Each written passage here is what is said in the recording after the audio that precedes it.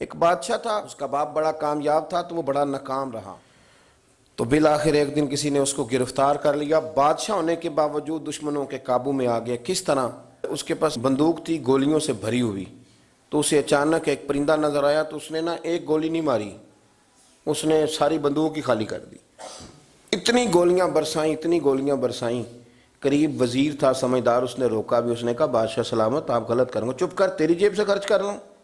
گولیاں برسائیں تو وہ بندوق خالی ہو گئی، اب پرندہ بھی نہ مرا۔ جب واپس نکلے تو دشمنوں نے گھیر لیا، اسلحہ پاس کوئی نہیں تھا، گرفتار ہو گیا وزیر سمیت۔ تو کہا کہ وہ تم مجھے روک کیوں رہے تھے؟ تو اس نے کہا بادشاہ میری جرت تو نہیں، لیکن وہ جو آپ جس کو گولیاں مار رہے تھے وہ پرندہ نہیں تھا، پرندے کا سایہ تھا، آپ نے سائے پہ ہی ساری بندوق خالی کر دی، سوچا سمجھے نہیں، اتنی جلد بازی کی آپ نے کہ پرندہ بھی نہیں، سایہ تھا، آپ نے گولیاں مار دیں۔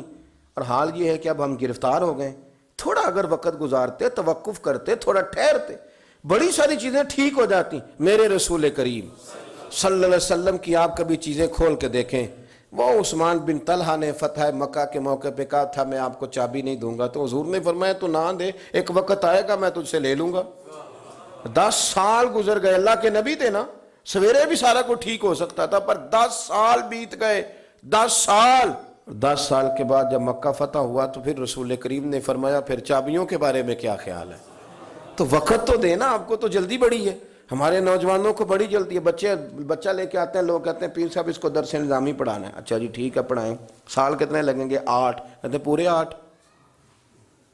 ہاں جی پورے 8 سال، تو میں کہتا ہوں 8 سال میں بھی یہ عالم نہیں بنے گا، میں صحیح کہہ رہا ہوں۔ درس نظامی جب بچہ پڑھ لیتا ہے تو اسے علم پڑھنے کا طریقہ آتا ہے، پھر ساری زندگی مطالعہ کرنا ہے، پھر ساری زندگی ریسرچ کرنی ہے، پھر کتابیں پڑھنی ہے، پھر محقق بننا ہے، ورنہ آپ کی تعلیم مکمل ہوگی لیکن آپ کے لفظوں میں کچھ بھی نہیں ہوگا، اس کے لیے آپ کو پڑھنا ہے، ساری زندگی سیکھنا ہے۔ اور میرے نبی پاک علیہ السلام نے جو ہمیں کہا تھا نا کہ ماں کی گود سے لے کر قبر کی گور تک، حضور اتنا لمبا پیریڈ دے دیا آپ نے پڑھنے کا۔ ہمارے ہاں تو جو بندہ 6 مسئلے کل سن لیتا مفتی اعظم ہو جاتا ہے، اگر 2-4 اردو کی کتابیں بھی وہ سیدھی پڑھ گیا تو پھر وہ کہتا ہے مولویاں نو کی پتا ہوئے، تو میں نو پتا ہے سارا، سیدھی پڑھنے لگ گیا نا، ذرا صحیح لائن پوری پڑھ لیتا ہے تو اب کہتا ہے مولویاں نو چھوڑیں آپ، یہ جلد بازی ہے، اس سے آپ کی طبیعت تکلیف، زندگی میں ٹھہراؤ پیدا کریں، تھوڑا روکیں۔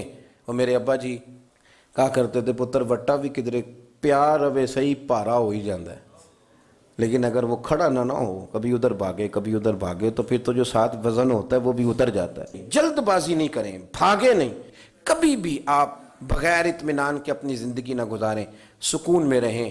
آپ اس دین کے ماننے والے ہیں جو بڑا ہی میٹھا ہے، جو بڑا ٹھنڈا ہے، جس کے اندر راحت ہے، جس کے اندر سکون ہے، جس کے اندر خوبصورتی ہے۔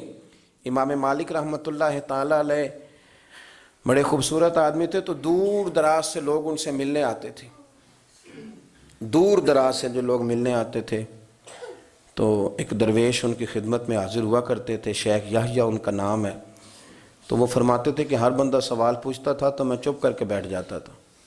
مجھے کسی نے کہا کہ آپ کیوں نہیں کوئی بات پوچھتے؟ تو میں نے کہا مجھے مزہ لینا ہے اپنے شیخ کا۔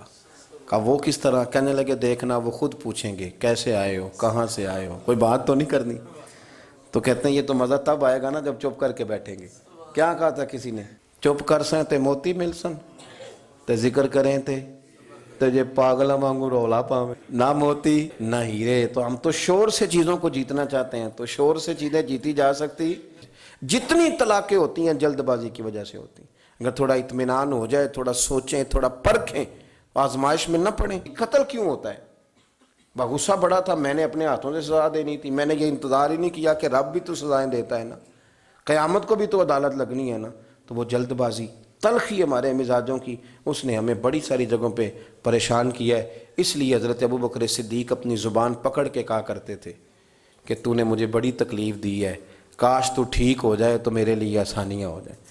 تو جلدی کرتی ہے بات کرنے میں، تو اذیت دیتی ہے تو میں بھی اذیت میں آ جاتا ہوں۔ ورتل القرآن ترتیلا، یارو ذرا ٹھہرو، ذرا رکو، ذرا سجدہ کرو تو ذرا خوش ہو کے کرو، درود شریف پڑھو تو پھر کیا ضرورت ہے تیزی سے صلی اللہ تعالی علیہ وسلم کہہ کے گزرنے کی، ذرا سکون سے پڑھو، سوچ کے پڑھو کہ کس کی بارگاہ میں سلام عرض کر رہے ہو، ذرا رک کے پڑھو، جب ذکر کرو تو ذرا اس کا ذائقہ لو، جب بات سنو تو اس کا لطف لو، جلد بازی آپ کو پریشان کرے گی، خراب کرے گی، چیزیں بگڑ جائیں گی۔ اللہ ہمیں اپنے محبوب کا صدقہ اطمینان قلبی عطا کرے۔